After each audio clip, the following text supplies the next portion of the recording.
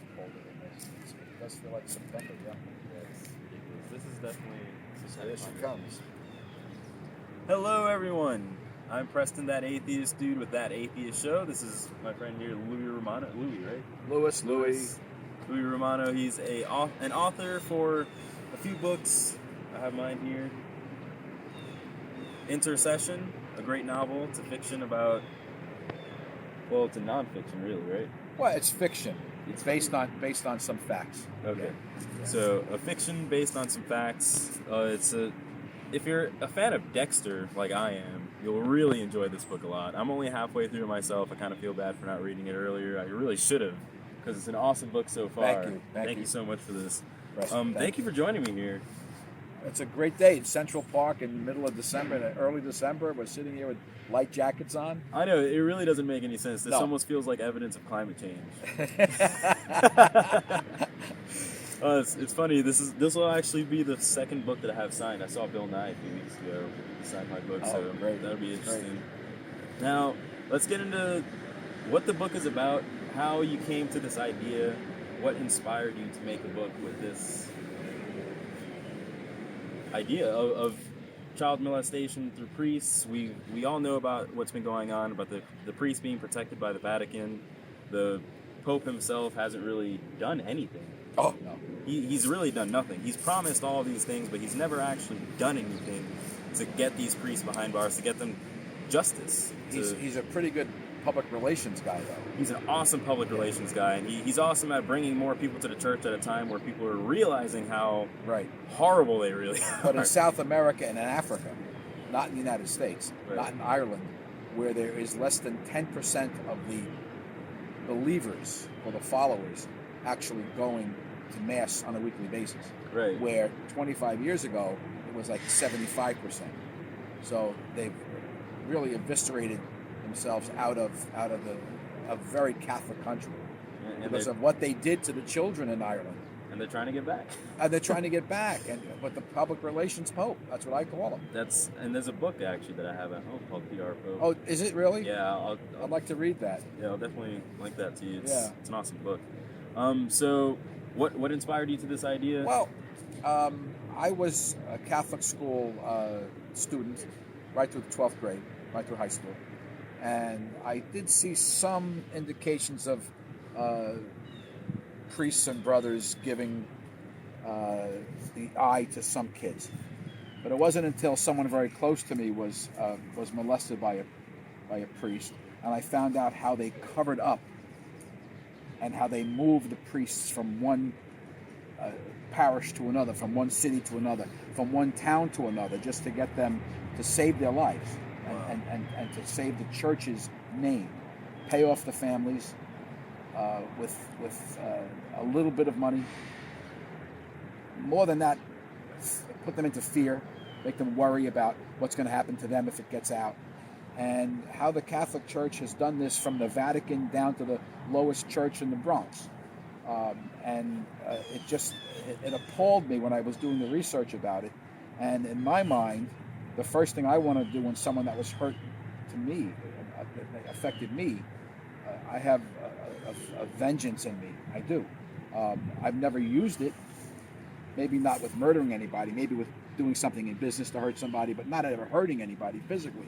But my first reaction when I heard about what happened to somebody who was very close to me, I decided, you know what, these people need to be dead. And I couldn't go kill them. What does that solve for me then? I go to jail and my family suffers. So I decided to write this book almost as a catharsis to make me feel better. And the book has got some acclaim. It's out 4 years now. And what's made it popular again, Preston, is that this new movie, Spotlight, has brought all this to fruition. And it talks about Mitchell Garabedian, who is the lawyer, who is the prominent lawyer in the movie. I know him personally, and he's a wonderful guy, and does tremendous work for the people who are survivors of these heinous priests and brothers and nuns. And that's what inspired me to do it. I decided to let me put it to the test. But I just don't kill Catholics in the book. You said that at breakfast. Yes. You'll see that it's just not aimed at, it's not an anti-Catholic book. Exactly. I guess it's an anti-anybody who molests children book. And I don't want to give away too much because We don't want to spoil it. If some of your friends want to read the book, I don't want to spoil the plot. It's definitely not worth spoiling because the suspense is there. Well, he has 12 crucifixes. And he's going to use the 12 crucifixes to get his vengeance because he himself, the character John Deegan, he himself was molested as a child. And that's all brought on early. And that's all brought on early in the book, right? Yeah. Yeah, the explanation of his childhood into his. I don't want to say too much. So let's say what inspired his childhood in the book that's mentioned in the very beginning. Right. What inspired that story? And I could say the book is action packed. It has a lot about religion in there, and how the religion and how the faiths hide their clergy. And it's not only Catholicism, but they hide. They make the victim the perpetrator, and make the kids feel like it's their fault. I know of one rabbi who said that's my thing. No, I was checking mine. I was like, I know of. Pardon me. I know of one rabbi who was called in. It's public information. Who was called into on a case. The parents of the child who was molested by a rabbi called him in and said, my child was molested. So they went. The rabbi took a couple of weeks to think it over, called the family in, and blamed the child for seducing the rabbi. The kid was 11 years old. Right. I mean, come on. How the hell does that happen? It happens under the shroud of religion. Under the lie. It's already a lie anyway, so might as well believe the next part. Let's perpetuate. One lie becomes 20, my grandmother used to say. And let's continue the lie. And let's protect ourselves. I mean, I've been to the Vatican probably 7 or 8 times in my life. Wow. Oh, yeah. And it's a fantastic building. It's architecturally fantastic. It's artistically fantastic. The artwork in there is amazing. But it's based on a lie. Mm-hmm. It's based on a myth. And all the money that's forget pumped into it is just, I mean, and here he comes to New York and Philadelphia, the Pope, all due respect. He comes here and he says we should start giving money to the poor. Lead by example. You have this huge church that's worth billions. No, actually, you know what it's worth? You cannot even evaluate what the Catholic Church is priceless. worth. You can't evaluate. There's no evaluation. Which is horrible. You have to go to the Vatican Museum to see that. Yeah, it's ridiculous. It really is. Yeah, it's ridiculous. So, what inspired the character specifically, though? You mentioned earlier when we were at breakfast. There was a young man that I went to school with, John Deegan. I'm sorry, I'm not going to say his name. He became John Deegan. And he became, he was an A student, the smartest kid I ever knew. The smartest kid I ever knew in my life. And he went to the Catholic, all through Catholic school, 12 years, and then went to the seminary in Villanova University. And I took his character as the basis, a nice Irish Catholic boy who became a priest because every Catholic family, every Irish Catholic family in those days wanted a priest or a nun in their family. That was their goal. Mm-hmm. And he decided, because what was going on within the church in 1974, back then, to get out of it. And he left. He had already taken his first vows and got out and said, I can't deal with the sexual degeneration that's going on in the church in 1974. That he witnessed in 1974. So he was the basis for the book. He didn't become a murderer. But he didn't, thank God. But thank God. I always say thank God. But it's an expression. It's an expression. But he ultimately informed me that he himself was molested as a child. After finding out. After I wrote the book. Right. Which is crazy. While he was reading the book, which is crazy. I mean, I'm getting chills now thinking about it. That is chilling. It's chilling. And here's a guy that I adore. I still say he's my best friend in life because we grew up as babies together. So there's a million stories like this. And I'm involved with an organization called Road to Recovery, which deals with molested people, men and women, and vulnerable adults and poor kids when they were molested. And we try to help these people. And to sit in a room with 10 or 12 people talking about their story of molestation by priests and by nuns and by brothers.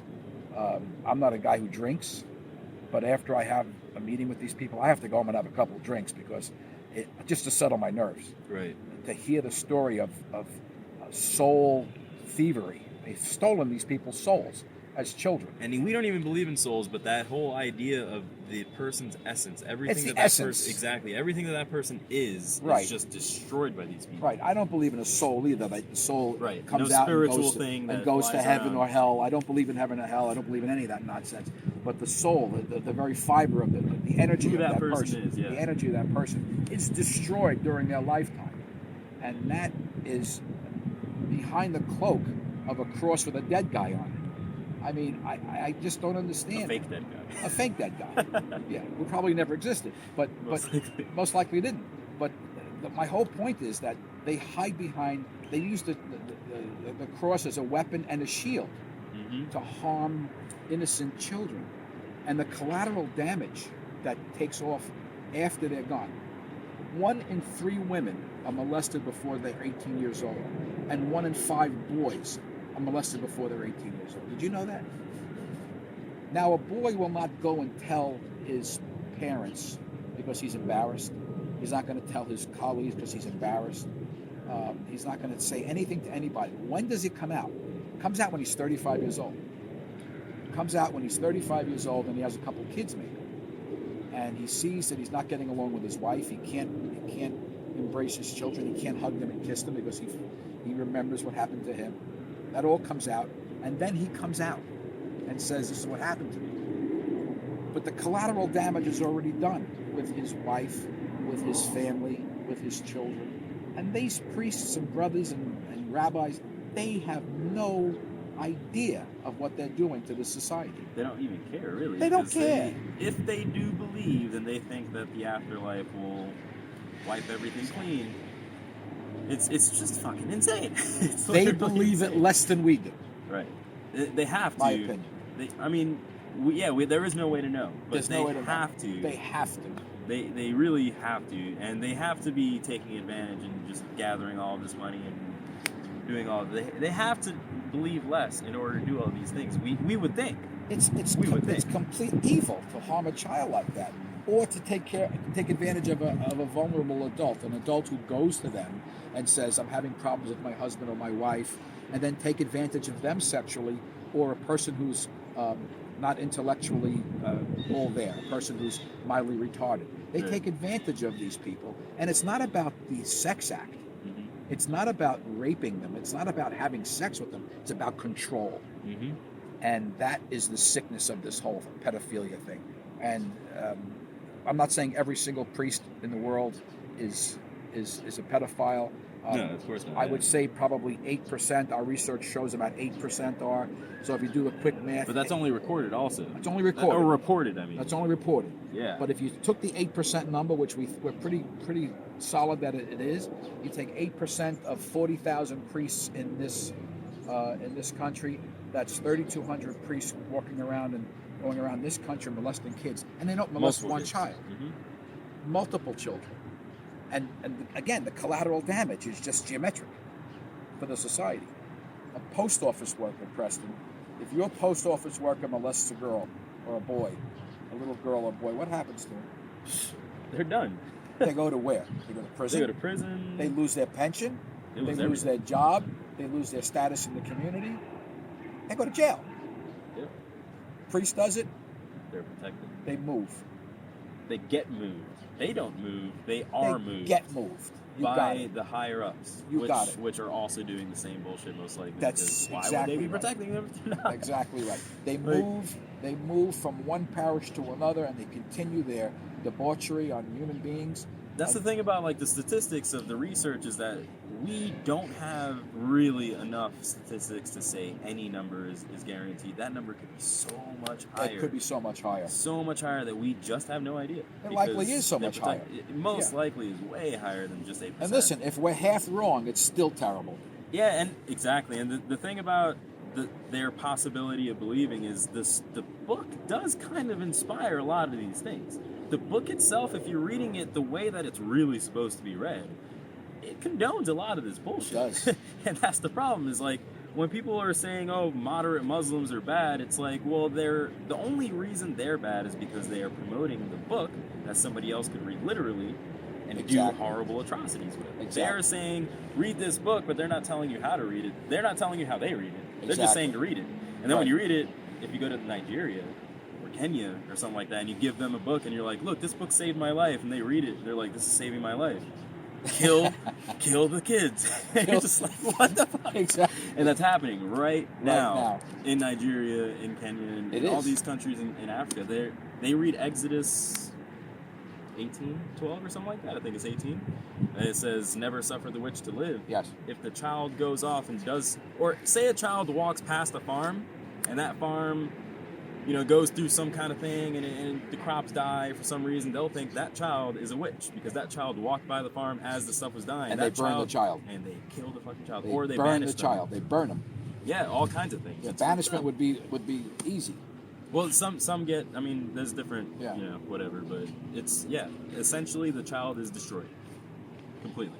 So it's just like these freaking books that they promote are kind of inspiring these things. And that's where the Catholic Church is growing very heavily in South America and Africa, because I think the sophistication of this country now, and the Western civilization, North America, the civilization with the media, with Facebook, with all the social media, with people like yourself who are bright young people, are rejecting this nonsense. Mm-hmm. And the churches are just on the wane. They're on the way down.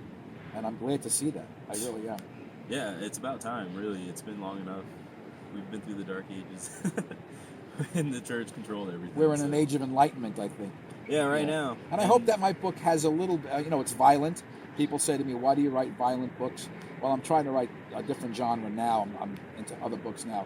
I do a lot of research on every one of my books, and it's just how I feel about things. I think maybe I'm part Sicilian, so I have history of violence in my DNA, I think, and I'm trying to avoid that, because not the whole world is not violent, as we said earlier. And it's getting better. And it's getting better, and there are some very good things going on in life. And I'm at the end now. I just wrote a poem about being in the first row, and I'll send you a copy of it. I'm in the first row of the pew. When historically in my family, when somebody died, you went to church and you were in the sixth row, and now all of a sudden I'm in the first row. And do I have any fear about it? None. Do I have any fear about God and worrying about this whole nonsense and running to church? I don't play what if. I'm over that. Why shouldn't you? Exactly. It's a waste of time. Yeah, we talked about when I first got the feeling of rejection of my religion, Catholicism. Yeah, how did you come to become an atheist? Well, when I was a second grader, I was 6 years old in the second grade, and Catholic school, the nuns with the crazy habits. Listen to that. So they're laughing. They're having a blast over there.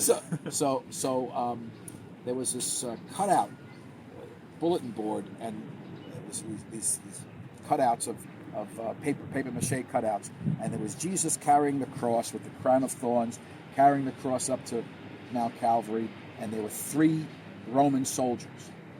One Roman soldier was lying on the ground, and he had this paper mache blood coming out. He was just stabbed. The other Roman soldier was looking like crazy, stupid. Oh, Watch out, the kid's crazy. And the last Roman soldier was being stabbed by this little boy, an 8-year-old boy, who had a spear, and he's stabbing the kid, the Roman soldier, in the heart, and there's blood coming out. And the caption was, "If I was there." I'm not sure if "was" or "were" is the proper English, but "if I was there" was the caption around this thing on the. So I'm looking at this thing for days and days, and I'm studying it. And I'm in my I guess my creative mind was working when I was 6 years old, and I'm watching this whole thing going on, and I'm seeing what would happen. And at the end of class one day, end of school, I said to the nun, "Sister, may I speak to you about this thing here?" Of a kid stabbing a Roman soldier. That's supposed to be killing Jesus. And he's saving Jesus' life. I said, "Didn't you say that Jesus left us, died on the cross to make sure that they opened the gates of heaven for us, and he saved our souls because he Yes, he did that, Louis. He did. So Jesus died to save our souls. So if that boy kills Jesus and Jesus doesn't die, and before I finished my thought, it was like Mike Tyson smacked my face. My head went around like The Exorcist. Bang! I mean, I heard and saw stars. And she said, "Don't you ever question your religion again." And I never did. Never questioned it. And I never did. Since then, I said, "Fuck this." I just rejected. Fuck it. It's like, this is bullshit. This. I'm not doing this anymore.